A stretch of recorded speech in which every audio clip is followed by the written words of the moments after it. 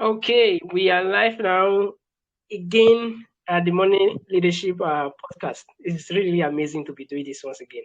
Like, I always look forward to this very moment. Every Wednesday, there's an opportunity to share, leadership lessons, insights, foresight, and of course, insights regarding this particular space to our listeners, our audience across four continents at the moment. And, it's a pleasure to, be very much interested in development of people and giving them strategies that are easily applicable in life and business.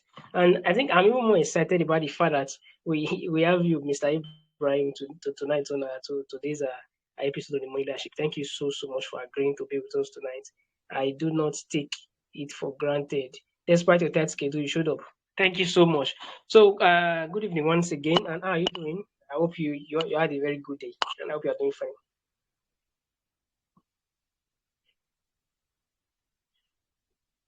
And had to do some work for the office. But we've closed for the year, so we had our closeout meeting last week. But Oh, yeah, I see. Most people like us, entrepreneurs like us, we do not close. Oh. We are always on ground. Corporate organizations, once it's close to the youth, they start closing. And I'm sure Ampas were giving us yeah. too. Well, AMPA was not giving us maybe because of the nature of I work in the NGO space, so the kind of NGO space I work in, we don't do that. So we had a little get together, where we just married and had fun. Yeah, Oh, that's quite yeah, strange because definitely I think even there's even more money in that space. And that aside, the fact that there was a get together opportunity to reflect on what was done or yeah. what has been done for the past 1 year, then laying down strategies for Mm. the upcoming year. I think that's enough hamper if you ask me. Mental hamper. Yeah, that's AMPA. All right, now we're going to be giving shout outs. I think I will start first. Yes, me giving shout outs to my team at the SCGSA brand. It has been an amazing year brainstorming, like thinking. Personally, I work with people directly and indirectly. So I usually call this set of people my team because without them, it would be possible for us to be here. Big shout out to you all for what you do behind the scene for this brand. Even our projection for next year is mad. Looking forward to seeing how God even help us fulfill those things. Thank you so much. Big shout out to everyone listening because of the audience that you have been granting us ever since we started this very product, the Money Leadership Podcast. That is the reason we are existing. If you are not participating, we'll be off, right? And even if it's a freemium, we appreciate you know being with us, and thank you so much, everyone. So, of course, big shout out to to the footballing world. They post the word for most 2 weeks. I'm glad it's over now, right? So it was an amazing time. Amazing time watching, different matches, different personality, exhibiting leadership off the pitch and on the pitch. These things really give out. There's youth examples, things you could easily relate with and apply to your own personal life. It was really amazing. A big shout out to the organizers, the FIFA, the UEFA, and whoever is involved. In fact, everybody that participated. Big shout out. So I'm certain you're going to be giving shout outs too. So the floor is all yours to give shout outs before I move to the next agenda. Okay, so I like to give shout outs to my industry mentor, Mr. Johnny Yoha, for for his guidance and direction. I met him last year, and what I have become within the last 12 months, it's something my mouth cannot even express. So I want to say a very big thank you to him and a very big shout out to him. I want to also say a very big shout out to my friend Ezenwa Mary Jane. She's a staff in Society for the Empowerment of Young Persons. Working with her has been amazing. She's one of the best human beings on earth I've ever worked with. She has been amazing, very supportive.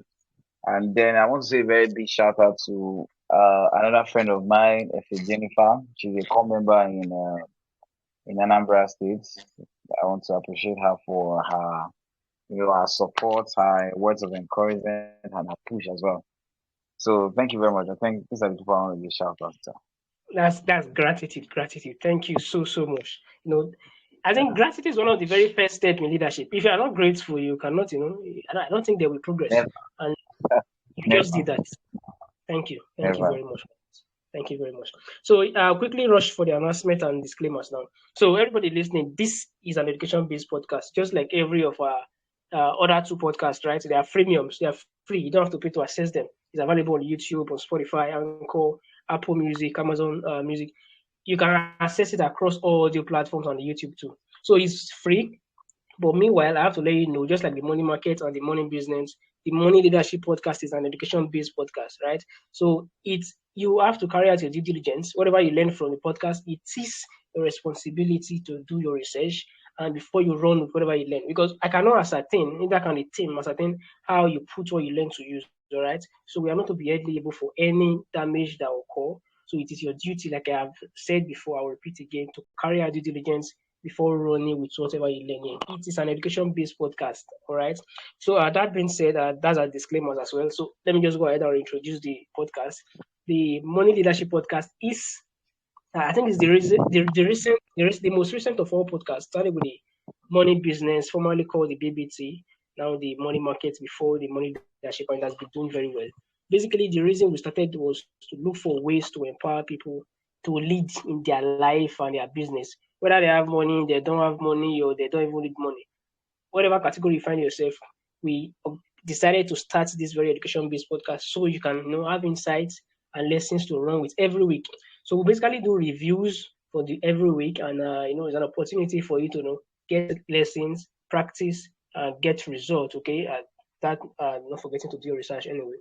So basically, this money leadership is a review-based podcast. It's a research-based podcast where we analyze leadership for the week, then give our thoughts, lessons, and give you an opportunity, an open feed, a plain feed for you to select ideas that are working and run with it. Okay, and that is why we have in our midst tonight, Mr. Odion Ibrahim.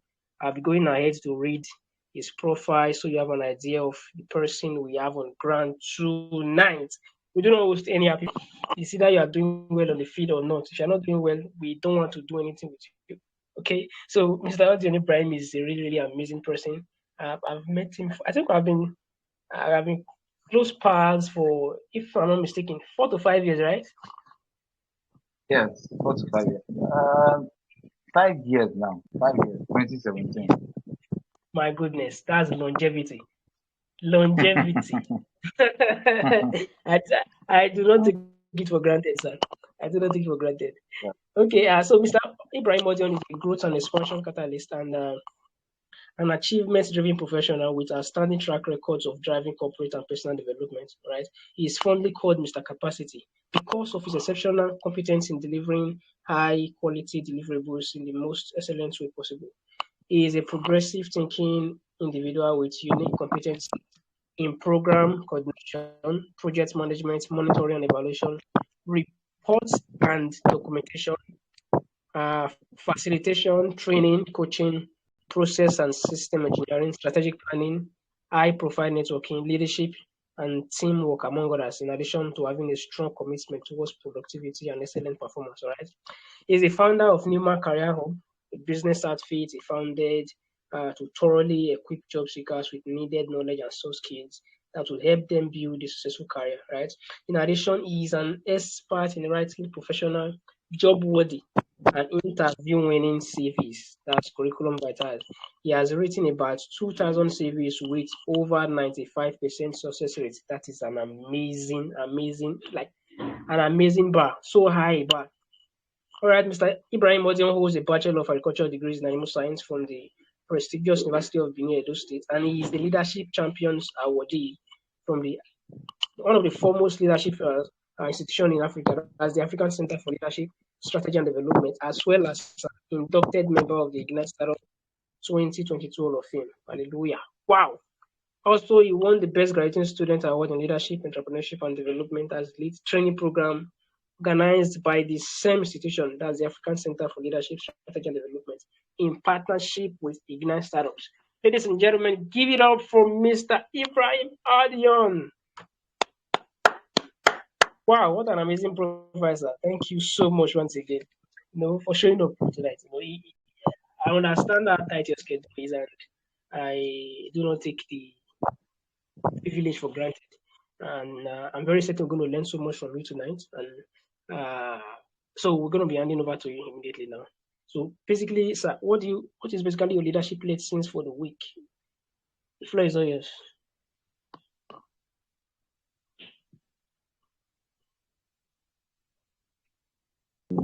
Samuel Abraham GLC team. I want to really say I am greatly honored for for giving me fit to be in your midst. Sharing my own perspectives, my opinion, about an experience about leadership. Okay, so um, my leadership experience for the week. Now, you see, let me first start with this that my own definition of leadership is that leadership is first service. Hmm, Leadership is first service. Defining leadership as influence is very correct. But for me, it's not exhaustive in that definition because the ingredient you use to cook the meal of influence is leadership. You have hmm, no influence over anybody you have not served. hmm, hmm, You have no influence over anybody you have not served. Meaning that if you want to have influence over a people, the first thing is to serve them. So permit me to say, when the one of the greatest leadership, role model on earth, Jesus Christ, he said, "He that must be great among you must be the servant. He that must lead among you must be the servant." Meaning that service is what leadership is all about. hmm, So now, when we come to realize that leadership is not just about having influence over people, it is about serving people, and then the reward for being a servant leader is influence. Leadership is about serving people, and then the reward for serving those people, what they give you is influence. So no leader is remembered for where he sat. Every great hmm, leader is remembered for how he served. I repeat it again, that no great leader is remembered for where they sat, meaning that it hmm, is not about the position. Every great yes. leader is remembered for where he served. You see, Nobel Prize awards are not given to just anyhow people. They are given to people who are active contributors within a particular space.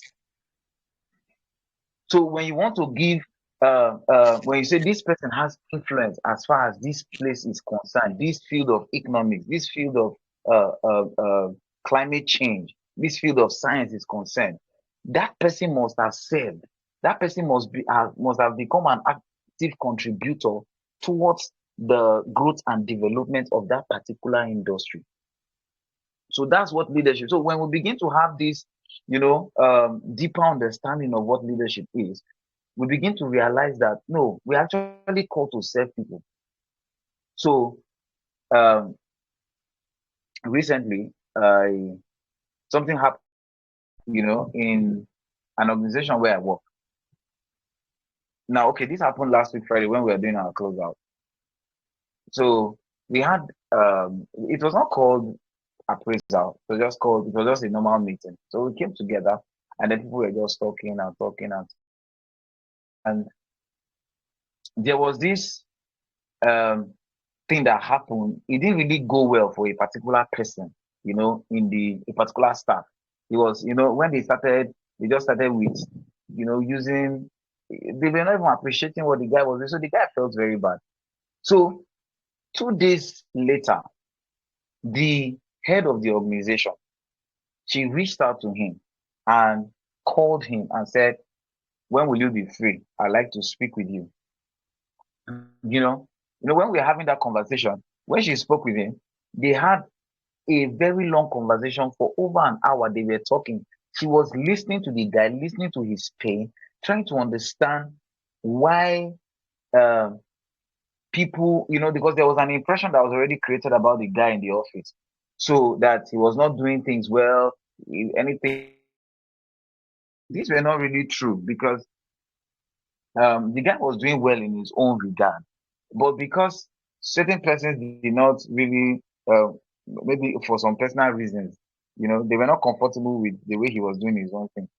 So they started putting him out there as a very bad person who was not loyal. So the lady reached out to him, and they had this very conversation. And in that conversation, she began to understand where the guy was coming from, and many other things. Now that is leadership. Now this is organizational leadership where you, as a person, though you are the head of the organization, the first thing first is to serve the people. When you serve the people, what you get in return is their loyalty. When you serve the people, what you get in return is influence. Meaning that they will respect you, they will value you, they will honor you, not because you are the head of the organization, but because of the person you have become. So John Maxwell will call it that is the fifth level of leadership, where we call the personhood level of leadership.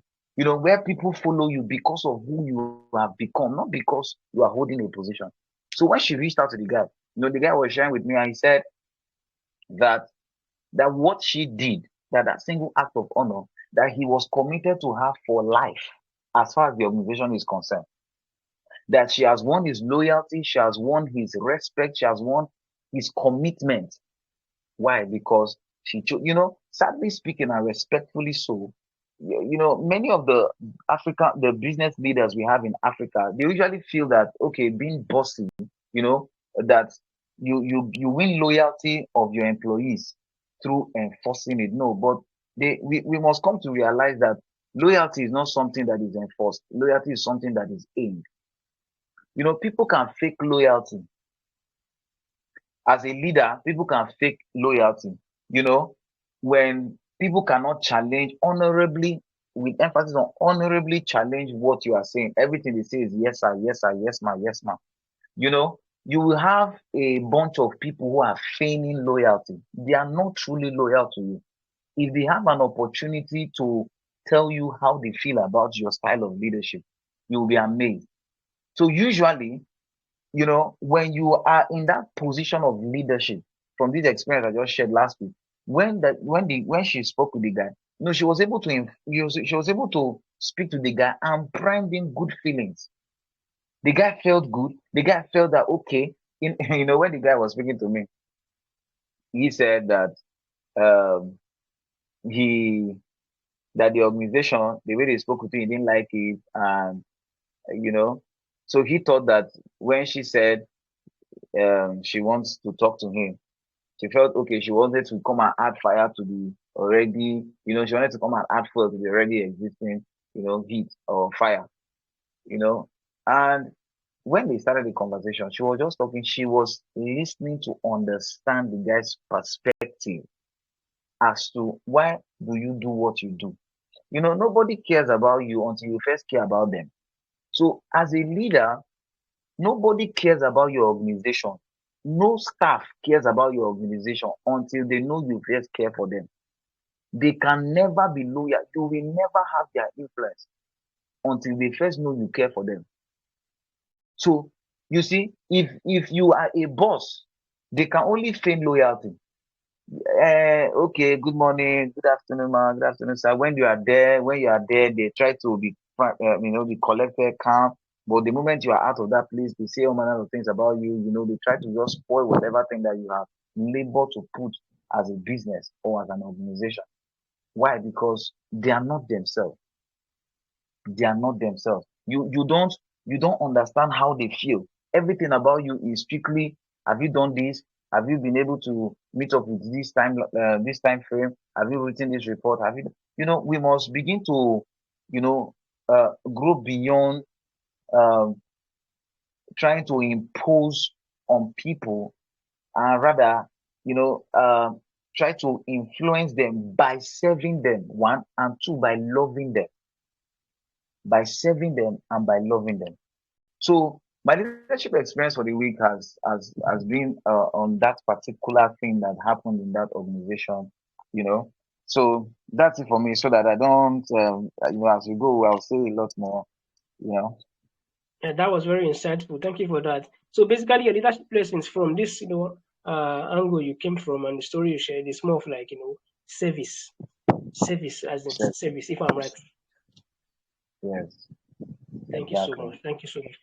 It's very important. So you are not wrong at all. You have to show care before you get served. I think it's even applicable to the devices we use. Let's even the Yeah, device we're using currently. If we did not charge it, if we did not maintain it, I don't okay, think we'll be having this conversation. not at all. It's really important. Thank you for that insight. So that being said, I think we just move on to the next item here, which is our leadership related news and trends for the week. And basically, what are your opinions about them? Okay, there was, when I was supposed to have this meeting with you guys, there was this particular thing that was trending in that period, and it really taught me a lot of things that I, as a person, I found it's a bit scary to know the principle to apply would remain perpetually relevant. Now, without any form of bias, right? Without any bias, something happened when Portugal lost the quarterfinal against Morocco. Now, when that happened, a lot of Cristiano Ronaldo was trending on Twitter, was trending on social media. People were seeing him as somebody who was underperforming, he was not doing anything well, so much ridiculing from social media, from even, people who have once believed in him. I began to ask myself questions. I said, this is somebody who has maintained leadership as far as the football industry is concerned. He has maintained leadership. Now, all of a sudden, he has gotten to his prime, and then there is now a decline. You see, this thing will happen to every human being on earth. Exactly. You will get to a point, especially in leadership, you will rise to a point where you will begin to decline. You cannot, you see, in economics, there's something called the law of diminishing return.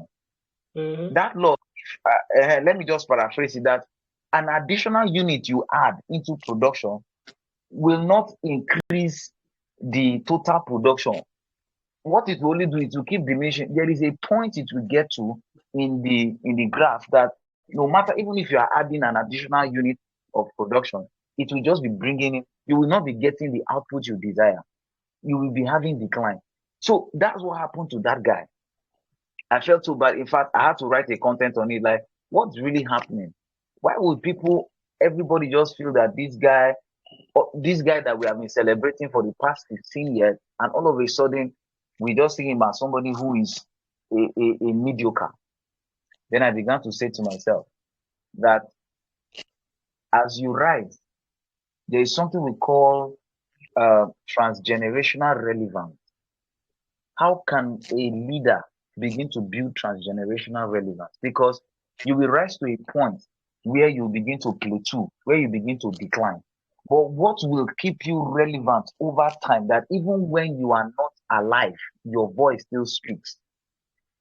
Even if John Maxwell, okay, let me use Miles Moore of blessed memory. Miles Moore is not Mm-hmm. alive, but his materials on leadership is speaking. His materials on leadership are what a lot of leadership schools are using to teach their students. Mm. So now, you see, when you rise to that point in life where you must definitely prepare for that point where you begin to decline. Whether we like it or not, in the next 30 years, the people we have in leadership today, they will no longer be alive. Even if they are alive, their voices will no longer be relevant. Even if they are alive, they cannot have the energy. They cannot have that. They will no longer be actively involved as far as leadership is concerned. So what do they do? And what are the lessons we need to learn from what happened to Cristiano Ronaldo? Number one is that you must begin to raise mentees. You must begin to have people who you are investing. Either you have a son. So I heard Cristiano Ronaldo has a son who is also playing like him. who is also mentoring to become like him. So even if Cristiano Ronaldo resigns from football, he already has a child who will keep on playing the way he's playing. So anytime we see the child, we see Cristiano Ronaldo. Anytime we see a mentee that you have raised as a leader, or somebody who you have poured yourself into as a leader, you see, let me use the Christian, when Jesus went to heaven to continue what he has done, to continue his legacy on earth, he introduced the Holy Spirit. The Holy Spirit was not the one that continued what he was doing. Though he is not here, the Holy Spirit was representing him. So likewise, as a leader, as you rise to that point where your time will go, you must begin to raise other people that can, even if you are no longer there, what they speak, they can always trace their success to your investment in their life. Number two, you must begin to have immortalize, or rather, institutionalize your impact. If Samuel Abraham gets to 100 years, and by the grace of God, this leadership program continues, even if you have gone to be with the Lord, this program, you have initiated a program or a product that people are going to use to remember you till eternity. So what am I trying to say? Is either you must as a leader institutionalize your impact. You must institutionalize your impact. Either you have a book, either you have podcasts like we are doing now, either you must have something that institutionalize your impact, or else the way you will start platooning, nothing will be remembered of you anymore. So you can maintain that stature of relevance over time, transgenerationally. Number one, through institutionalizing your impact, and two, through raising mentors, raising mentees, through becoming a mentor. You get to a point where all you need to do is to begin to pour yourself into others. Permit me to go back to the Bible again. I'm a very strong, I'm a believer, so I always want to use things of that from the scripture. So Elijah was living, he didn't want to live with the mantle. Now he came. The Bible said that when he was living, the mantle, Elisha asked him, I said, give me a double portion of the anointing. He dropped it on him. And then when he was leaving, Elisha used the mantle to divide River Jordan. And then the people who were sitting were watching and said, the spirit of Elijah doth rest upon Elisha. Elijah was not alive, but the spirit of Elijah was resting upon another man. So what happened? That when Elisha was dying, there was nobody he could transfer the mantle to. So you discover that the moment Elijah died, nobody could carry that anointing again. Nobody could carry that grace. Nobody could carry those virtues he had. So he died with it. So, but when Elijah was living, he had to transfer that same virtue onto somebody else. So you can transfer your convictions. You can transfer the principles. You can even transfer your experience and failures. The scars, whatever has made you in leadership, in success in leadership, in business, in career, in life in general, you must begin to institutionalize it. One, and then number two, you must begin to raise people you are pouring yourself into, so that the moment you are no longer alive, though you are dead, your voice still speaks. Though you are dead, your voice still speaks. So for somebody like Cristiano Ronaldo, those were the things I actually learned from that thing. I mean, I must begin to get to a point where I know that I cannot be in the limelight forever. Mandela today, because of the many things, they have so institutionalized his impact. We have Mandela Washington Fellowship. We have a lot of things that, so that name will continuously reign. Our great leaders, our forefathers like Nnamdi Azikiwe, we have Tafa Balewa. They have to institutionalize their impact by using their name to name universities, to name certain roads, They Public have to do spaces. things with, yes, public spaces. Thank you. For instance, now you can come to a place like Nigeria, a place like Edo State, and you see Nnamdi Azikiwe. You have Nnamdi Azikiwe University. You have Nnamdi Azikiwe International Airport.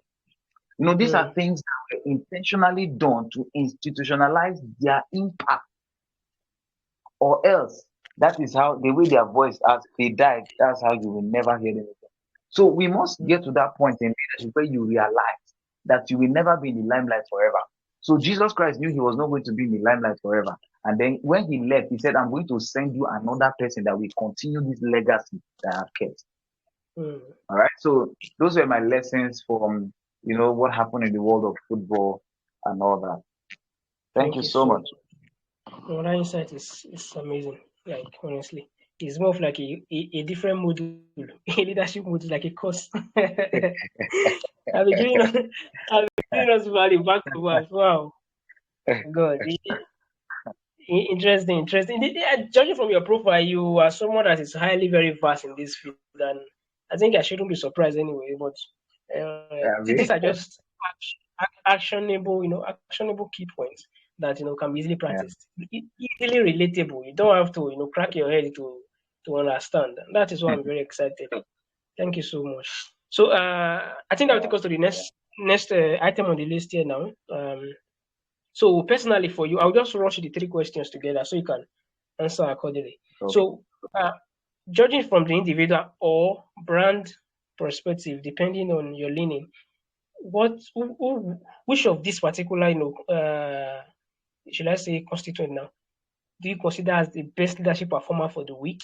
And what are the lessons learned from it? Then, of course, the poor leadership performance for the week, lessons learned definitely.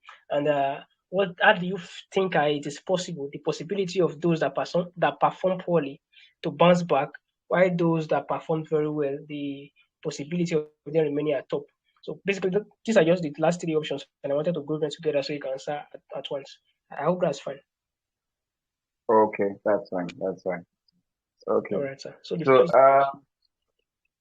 now let me use the world of football. The world of football. Now we all know Argentina won the World Cup, and Lionel Messi. Everybody, should I say arguably speaking, or should I just say he's now the greatest of all time? You know, Yeah, so as he I has completed 5 minutes. aha. So everything that needs to make him the greatest of all time, he has done it. Now something happened. Something happened. I think it was the match against Croatia. I don't know. I can't really remember. Where no, I don't think it was. I think it was with Netherlands where they had this penalty shootout, and then everybody, everybody was running, to celebrate themselves, and then Messi, left that crowd and went to celebrate and went to meet the goalkeeper, and then he tapped the Mm, goalkeeper and appreciated the goalkeeper.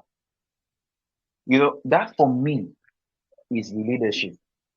mm, Now, when you now see the goalkeeper being motivated, sometimes in the world of football, when Zinedine Zidane was in Real Madrid, I kept asking myself that what does this guy tell these guys, these his players that made them win Champions League 3 times back to back?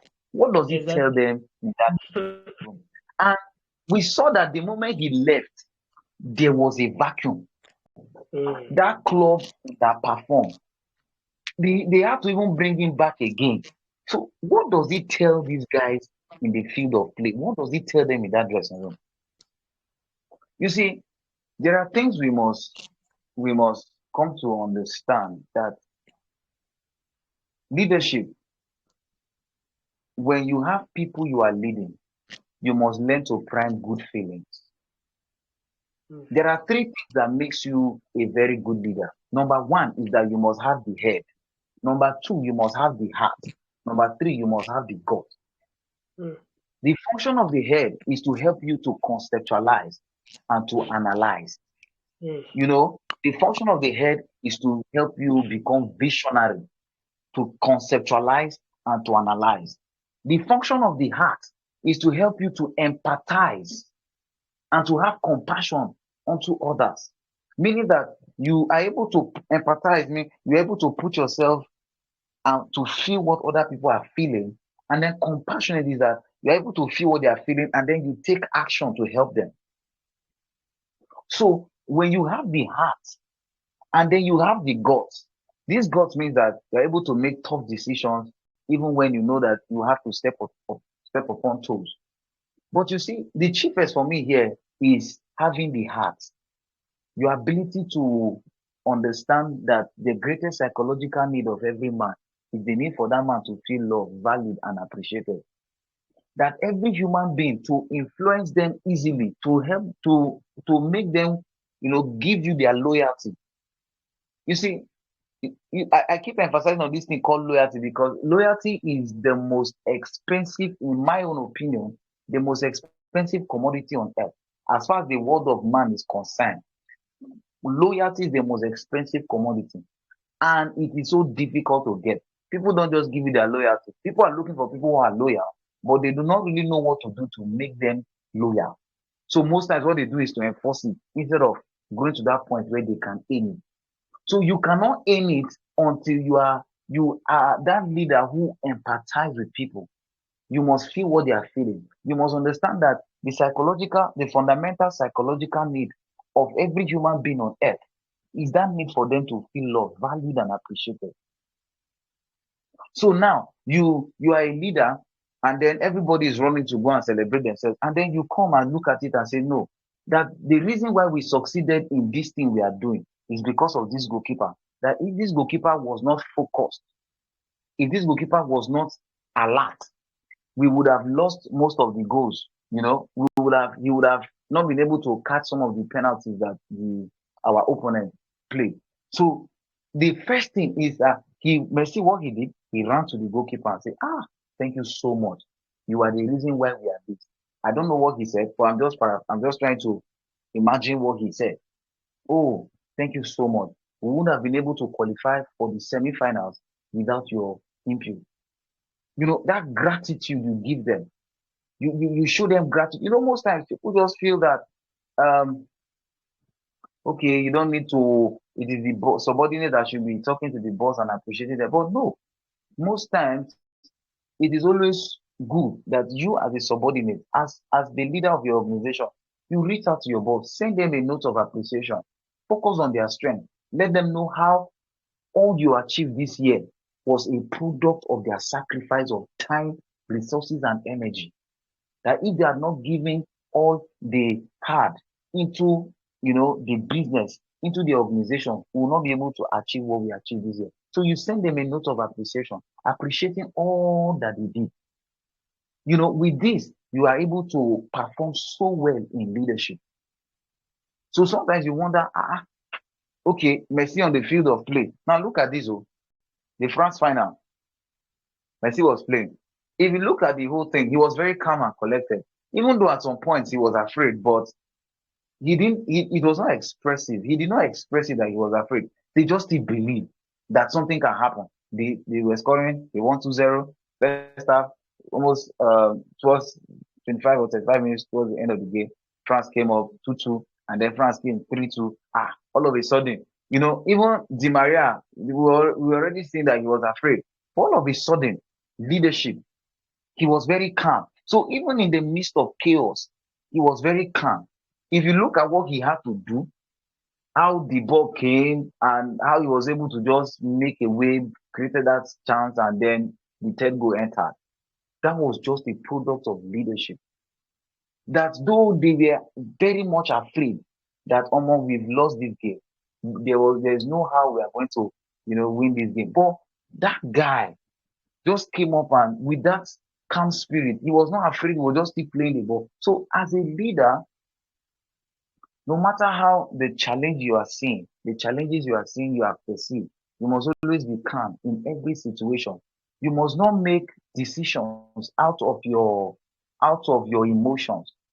I tell people that when you make decisions out of your emotions, you will 99% of the time be wrong. You can never get it right.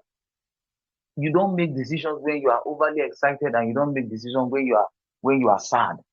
You must be very calm. you know. So those are the things that I've noticed that made those guys stand out in what they were doing.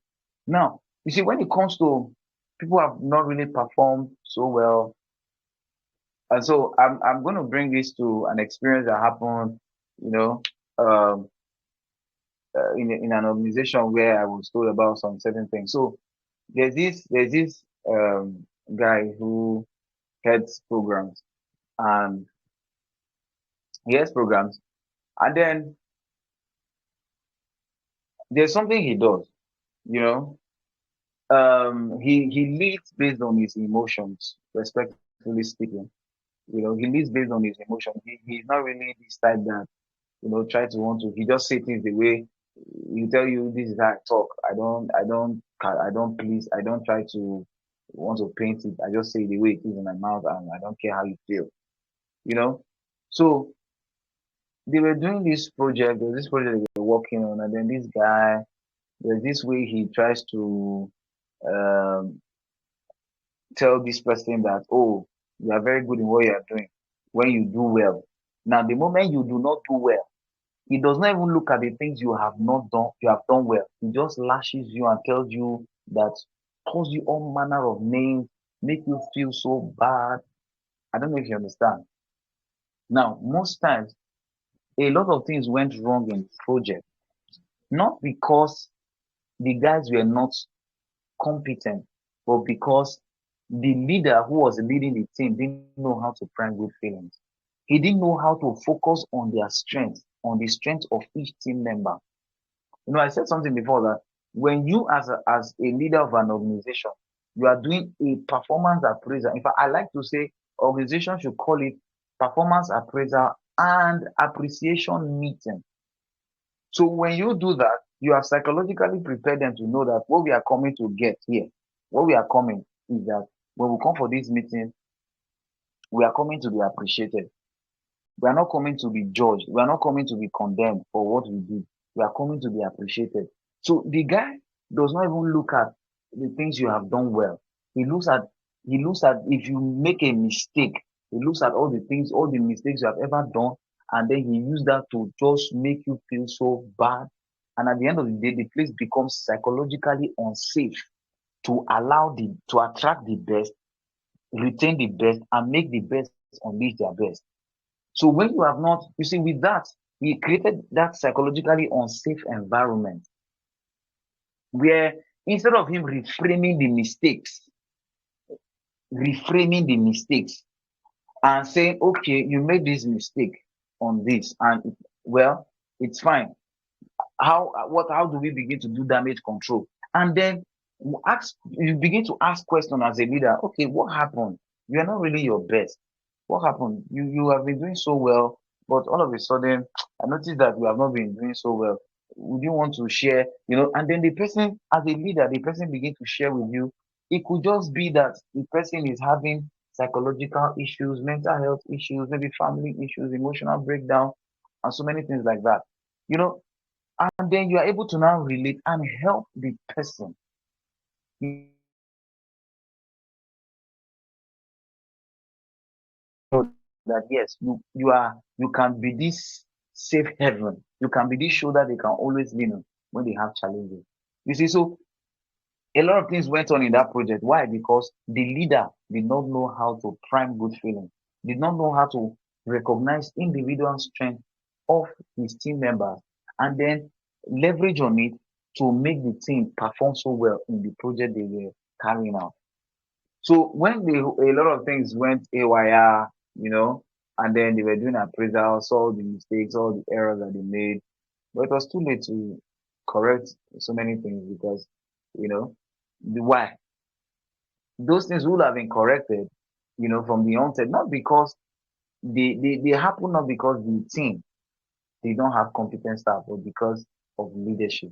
They did not have the team didn't have a leader who could really capture, you know, make this set of guys unleash their best, you know, and a lot of them they now saw the environment psychologically unsafe to allow their giftings, allow their talent, allow their skills and abilities find expression.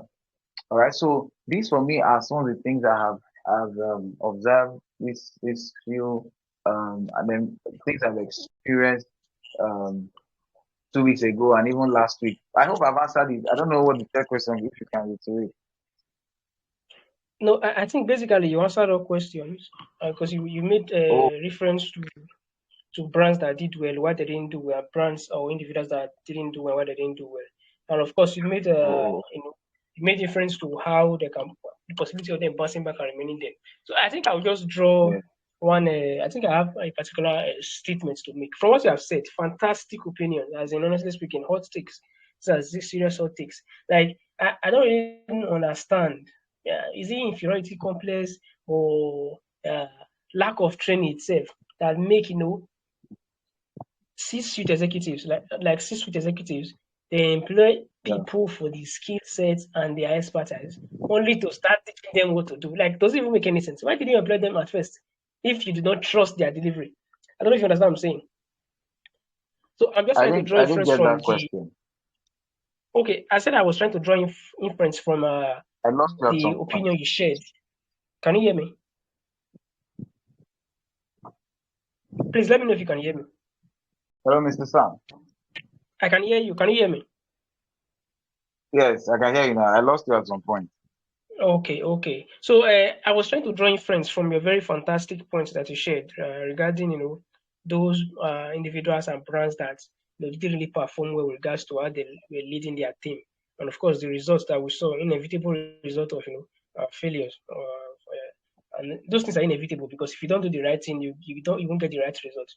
So I was just wondering, is it because Yeah. of lack of training or an inferiority complex that make these C-suite executives, like those in the higher ladder of Hmm. this employment ladder, to employ people for their expertise, employ them for their skill sets, only to start telling them what to do again, like trying to rearrange their JD. Does it?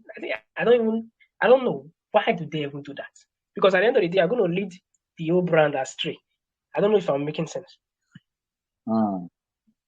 So Yeah. it is connected to what you just the points you just shared regarding people performing before but they are no longer performing, and I think to a very large extent is due to this high level executive trying to micromanage these individuals even against the climate that is existing at the office space or in the Okay. business scale.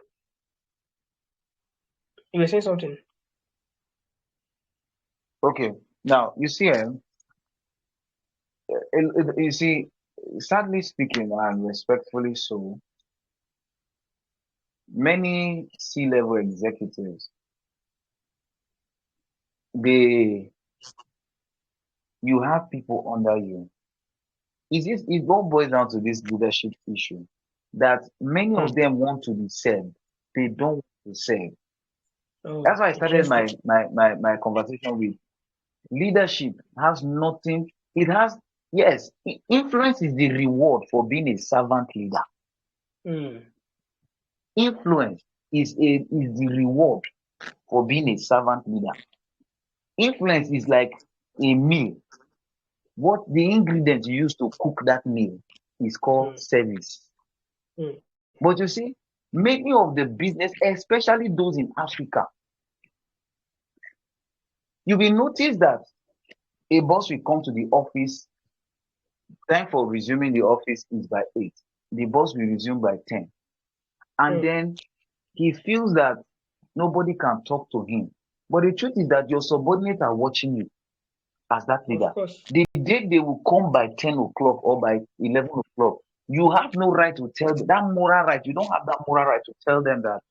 You see, that why did you come by this time? I run an organization. I run a leadership. I head operations for Ignite Startups. After I graduated from the institution, they brought me in as one of their management staff.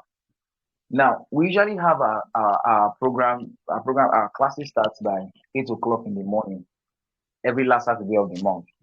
Now, the executive director, Mr. Stephen Osawaro, you have been listening to this now.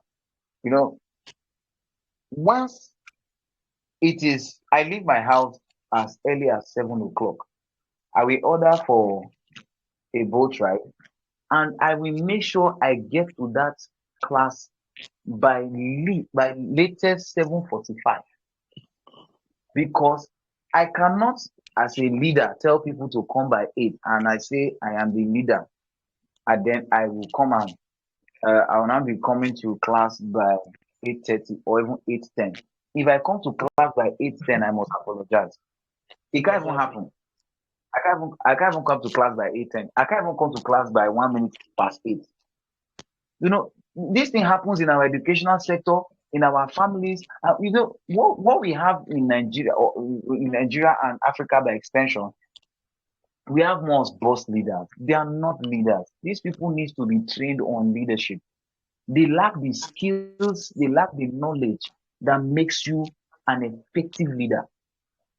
And like you rightly said, some of them, it is a combination of both inferiority complex and lack of skill set, lack of soft skills. Some of them, they lack soft skills. Some of them, their problem is inferiority complex. They are afraid that, this boy that is coming up, the way he is growing, the way this young employee, the way he is bringing up ideas, he will take my position from this place. And then that inferiority complex, you now want to use a defensive mechanism to be exerting dominion. You now become very domineering, Mm, trying to frustrate the efforts of the young man or the young lady. So many of them, they don't understand that you are actually there to serve. That if you are the head of an organization and your organization opens office by 8, it is not out of place if you get there by 7:30. It only shows that you are committed to the organization. And once you mm, are committed to the organization, your employees have no option than to be committed to it. There was something, one of the organizations I work, I we were supposed to have a symposium. I think that was the day for gender against women violence. So the executive director of the organization, she she had to stay till I think about 6 p.m. And then she was there in the hall. We were setting up the event center, and then she was cleaning the chairs. And then I said to myself, I said, how can I go home when the executive director of this organization, we are planning a program, and then she's there in the hall cleaning the chairs? Many of business leaders in Africa will tell you, no, go and give it to your subordinates. They should be the one to do it, then you go home. But she was there. And because she was there, I had to stay beyond 5 p.m. that we usually close. I had to stay beyond. I stayed in the office till about 7, because I had to ensure that, in fact, I had to make sure she leave. And then when I had finished everything, and then I left. Then I asked her, I said, Ma, why don't you just go home? He said, a leader is supposed to be the one serving, not to be the one to be served.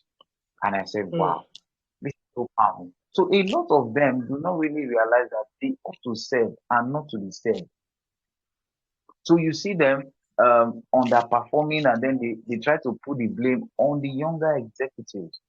So this mm, issue, the executives, some of them, they have challenges. Their challenge could be inferiority complex. Some could be as a result of lacking the soft skills that makes people, and some of them it could just be both.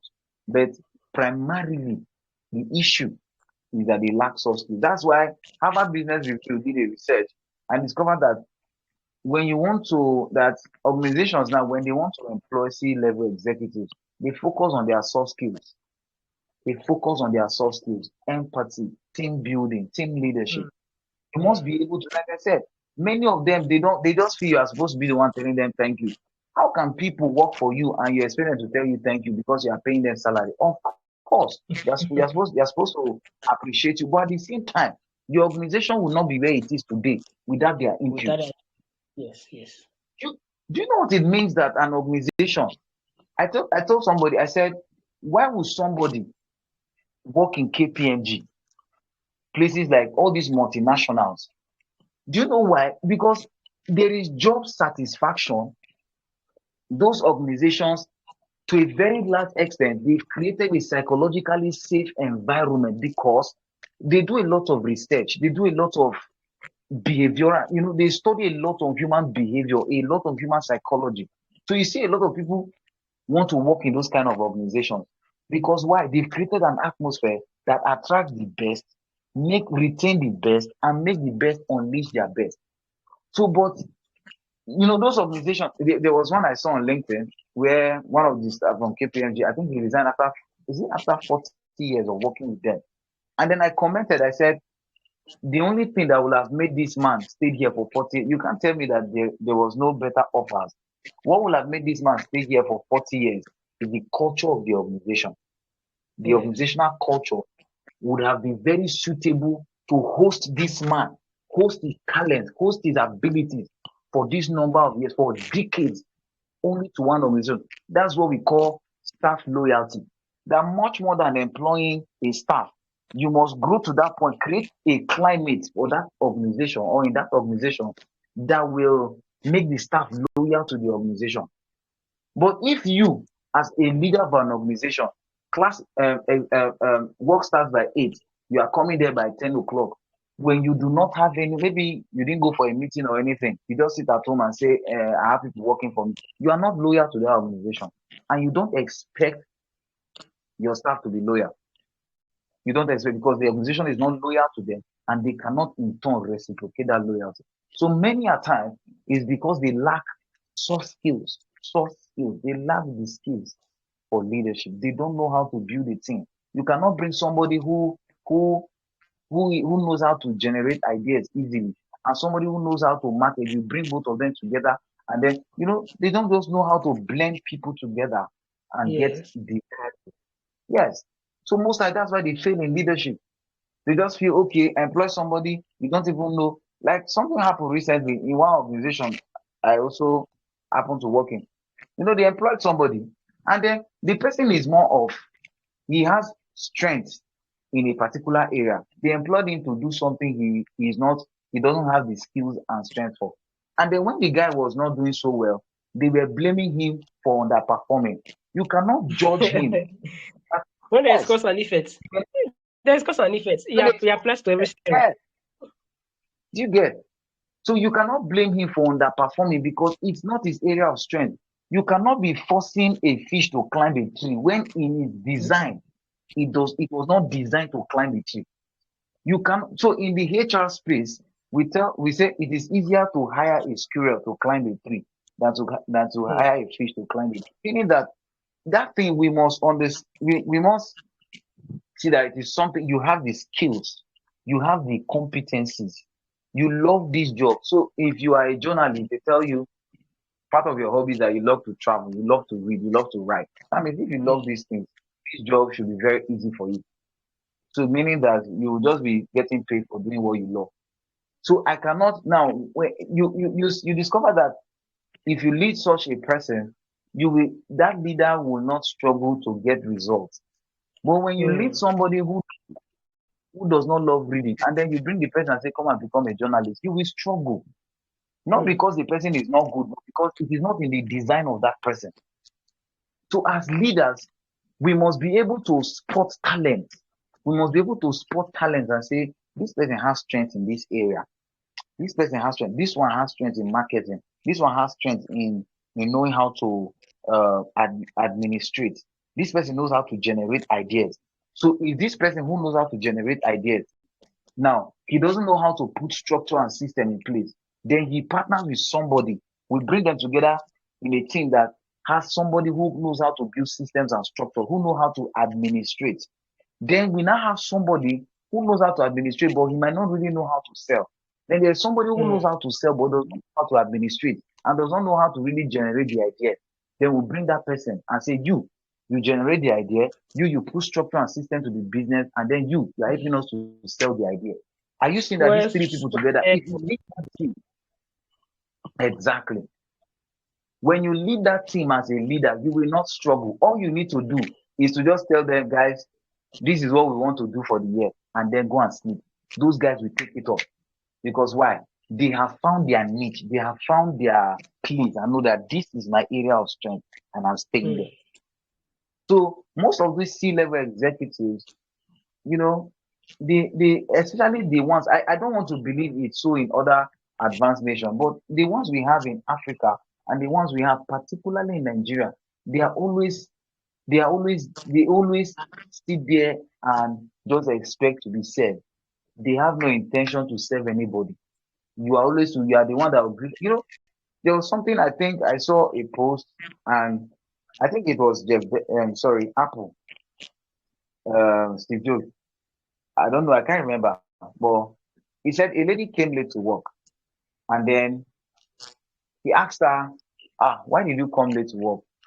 He said because I think she said her car got bad or something. He now gave her, I think he now gave her a car and told her not to come late again. Wow. I say, wow, this lady will be committed to this organization for the rest of her life. Why? Because you did not just you try to empathize, put yourself in that shoe. Say, okay, probably she's a mother of three. She had to go and drop her children in school. And then while she Yes. was going, the car broke down, and she needed to drop her children in school. And then she was now rushing. Probably this was not how she started with the organization. Maybe she has been working in the organization for 5 years, and she was always beating time. If time for resumption is 8, she was always coming there by 7:45. And then all of a sudden, Mm. something happened that she could not make it that day. She came to office by 10. And then you see her in Africa. Some of them, all the nurses there, yeah, this is how you have been doing. They will just use all manner of words, and before you know what is happening, they will use words on you. You see, people do not realize that as a leader, what you say and how you say it, you must come to that point where you must be careful how it makes other people feel. Mm. Great leaders are always interested in how what they say and how they say it make other people feel. I repeat, great leaders are always interested, are Mm. always concerned. I think this is a better choice of word. Great leaders are always concerned as to how what they say and how they say make other people feel, make or how what they say make other people feel. So it is very, Mm. very important. You come now in Africa, you just sit down and then you lash the lady, you speak to her anyhow, make her feel little, make her feel incompetent, make her feel useless. That thing will affect her performance for that day. If she does not have a healthy self-esteem, it might affect her for the whole of the week. Yes. Mm. So we must come to that point. That's why programs like this, I really appreciate programs like this. That people, as people listen to this podcast, we begin to redefine leadership. We begin to change Yes. the perspective and the narrative of leadership across Africa. Mm. Because the average African leader believes that he's the boss. Everybody should be loyal to him. Yes. Nobody can challenge him. Nobody can come and tell him that this thing you are doing is wrong. I come to realize. Somebody said that when you have two leaders, when you have two people in an organization, all of them are always agreeing. Say sack one. Yes. I'm telling you the truth. When I read that, I was shocked. Meaning that both of you cannot be thinking the same way. There Yeah. must be something. You must disagree. There must be room Me for as you. innovation. Yeah, exactly. So why am I employing both of you to be thinking each other? Everybody is yes sir, yes sir, yes sir. No, you see in this generation. In fact, to lead the Gen Z, leadership perspective, what we are doing now is disruptive leadership in disruptive times. Leadership Mm. has changed. If you are leading the Gen Zs and the Gen Alphas, they are not arrogant, but they are rebels. They are people who challenge the status quo. They are people who ask Mm. questions. So if as a leader you feel that nobody can challenge what you are saying, you are wrong. Why? Because you are leading the Gen Z. They are not like the millennials and the baby boomers who can Mm. everything you say is yes sir. But the Gen Zs, they will ask questions. Oga, why is this thing like this? Excuse me, ma. Why are you saying we should do it like this? If you cannot explain, it's a problem. So in leadership, you must come to understand. We must begin to redefine leadership. We must begin to change the perspective of leadership in this disruptive time. That these things have changed. So you cannot come and say nobody can have access to me as a leader and the boss of the organization. You must have to go through the hierarchy. No, of course I understand the place of systems and structure, but you must create that system where people can come and access you to discuss personal issues. When you Mm. have that kind of system in your organization will stand out among others, especially in Africa. We must begin to change the narrative about leadership. African leaders, you cannot challenge them. When you challenge African leaders, they feel that the next thing you go to jail. But no, we are raising a generation of people who are more enlightened. They begin to ask questions. They begin to ask questions. And once you cannot give them answers to their questions, they will not do what you ask them to do and you tag them rebel. They are not really rebel. They are just being very inquisitive. Yeah, so thank you for that. Wow. Honestly, if we allow you to go on our own, we could end up tomorrow. you know, this is your area of strength. That is why I'm very, very comfortable. It's your area of strength. I think that's what we should be encouraging. Take fishes to the water bodies. Let them swim and enjoy themselves instead of forcing them to climb trees. Yeah, Like, you take people get there to where they find a comfort and boost their confidence. Honestly, like I said earlier, if we allow you to keep sharing insight, I think we can continue till tomorrow. Thank you very much for those insights. the passion for me because I've Yeah, seen of course, yes, a lot it's of obvious. gaps, and It's obvious. I feel we cannot keep having businesses in Africa that don't outlive their owners. It Mhm. keeps dying with their owners. But you see Harvard University over for centuries they've been existing, and Yes. you see BF 70 years. You see businesses. What happened is the leadership. How do people just get themselves commit to a particular company and say we want to stay in this company? You'll be paying them. You see, there are companies in Nigeria you can be paying 10,000 naira. You can, if you Yes. create a psychologically safe environment, they will decide to stay with you that is paying them 10,000 naira or $10 than stay with Mm. somebody who is paying them $100 a month. Mm. So they'll prefer to stay with you and say, we want to take this $10, but we enjoy working with you, than go to a place where they are paid $100. And Yes. no, you see, everything boils down to leadership. It boils down to leadership. Wow. Thank you Thank very you much. very Thank you so much. So I think to at this end we just call it a day or a night as the case may be. But before then, we'll just go ahead and attend to the next item of the list, which is basically about advert for our brands, products, and services. Most importantly, for our guest. All right, and you happen to be our guest for tonight, very very valuable guest for tonight's episode, the seventh episode for this podcast, morning leadership Wow, podcast, right? So please, wow. really be excited to have you share with us, what you do, how you do them, and how the audience can get to reach out to you and patronize you for your services and if and products if available. Okay. Okay, so I do a lot of things. Um, I do soft skills training. I do business trainings. I do business consulting. I also do trainings on leadership. I do organizational trainings. Trainings that has to do with improving personal effectiveness and organizational uh, productivity. I do all that. Then I also write CV, professional CVs. I do LinkedIn optimization, the rest of it, you know. So anything that has to do with trainings, I am there. As far as it Mm. does not have to do with tech, anything that has to do with programming and coding, You're not but a when it tech comes bro, to, I'm not a tech, I'm not but a tech we're person. happy AI is going to make it easy for everyone, and we can easily code if we want to. The AI is You going to get. make life easy. Say 5 years from now, maybe you cannot start identifying as a tech bro. You understand? So I just know all I just need to do. That's why it's called leadership. All you just need to do Yes, is know how to get that. yes, You don't have to do it. Just know yes. how do we get the outcome. Get the people together and get the result. 100%, 100%. Thank you so. So how can you be contacted for these Okay. services and products? Okay. So you can reach me on LinkedIn, Ibrahim Odion. You can reach me on Instagram, DE _capacity. The Mr. Capacity. That's DE _ Capacity on Instagram. Then on WhatsApp, you can reach me on +234 80 63 93 7132. I'll take that again. +234 80 63 93 7132.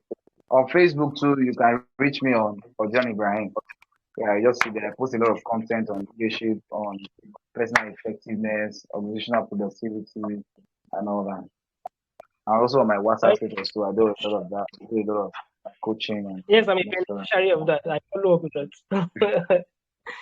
All right, guys. So, do Mr. Ibrahim Odion. He just give out his social media handles, his phone number, and of course, LinkedIn, Instagram to be specific, Facebook, and the WhatsApp number. Please do well to reach out and be a part of the blessing he gives out on a daily to you. So this very very beautiful word. Thank you so much, Mr. Ibrahim Odion. He said what he do basically. He taught business training, business support services, and of course for career development people too. With regards to getting your CVs for job placements and everything that revolves around those fields. Please do not in any way hesitate to reach out to Mr. Ibrahim Odion for those services. He has given us so much value today, and I'm certain if you patronize him, he's giving more than enough value. This one is free. Imagine you're not paying a token and even paying, paying heavily for a service. You're going to get like more than you have gotten tonight. And for those who might have been going in and out into network issues, because I'm going to be distributing this very episode across our YouTube channels and every other audio outlets. You have access to this recording. It's free. All right. These are freemiums.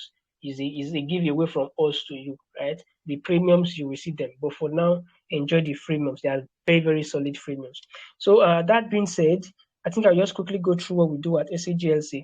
As apart from the Money Market podcast that happens on Monday, this morning leadership that happens on Wednesdays, and the morning business that happens on Fridays, we also offer these five services, all right? So we are very much interested in seeing people grow their business and sustaining it for profit. And that is why we very much commit ourselves to ensure that you legally operate in your nation of operation. For Nigeria, basically, we go through the CAC to get your business registered, right? And we help you get business plan and proposal so you understand and have a blueprint of what you're into. Sometimes you may be running, uh, literally running, you're running and you forget why you're running. So this business plan as a blueprint, you come back to it, it make you understand why you're in a race. And that is why it's important for business growth. You register your business, get a business plan so that you can know the blueprint, know where you are going before you even go there. And that is one of the services we render too. We also offer trainings. It's a very, very big feed. Mr. Odion Ibrahim do that too. Into consultancy, business support, even HR management to that extent. So basically, we do these three, and we also extend our services to travel. Is more basically around travel for business purposes, but due to demand, we expanded and ensured that we are also into study abroad movements too, and of course for relocation and work. So you can, if you need any of those services, we got it covered. And you need a document to make this happen. To go borderless, you need an international passport. So we help you process that in no time, like very very fast with ease, excellence in the services rendered. And for this basically these five services, do wait to reach out to us. Our phone number here in the flyer. If you can see my screen. So that's basically it. We'll be meeting again on Friday, right? For those of you who are very much into business. So we'll be meeting on Friday and we already have a special guest lined up. Yeah, I won't be speaking this Friday, right? I think I spoke 2 weeks ago or last week. But this very Friday, we're going to be having a very special guest for money business. Then on Monday, we have our money markets, crypto Mondays. Then again on Wednesdays.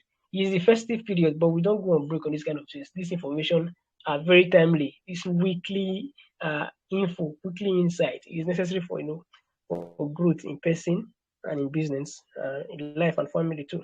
And we'll keep doing this to bring beauty to beauty to everyone's life, those listening and running with what they have learned. Okay, so that's basically it. I think this is an opportunity to give shout out to every one of you that have been listening. Big shout out to Mr. Odion Brian for showing up tonight. And yes, so a big shout out to myself too. Your superstar Samuel Bram. I am, it's amazing to be doing this every time. If I am not passionate about it, you won't find me here.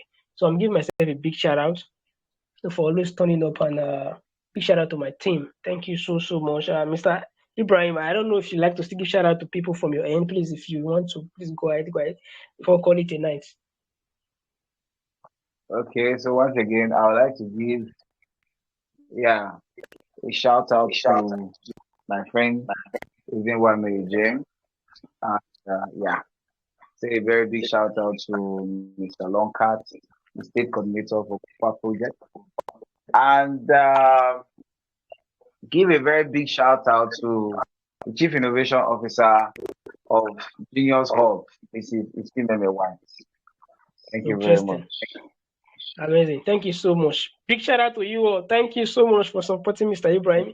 I'm very certain that their support is one of the basic reason you are where you are at the moment. And we are benefiting from the Money Leadership podcast. Yeah. So we are direct beneficiary.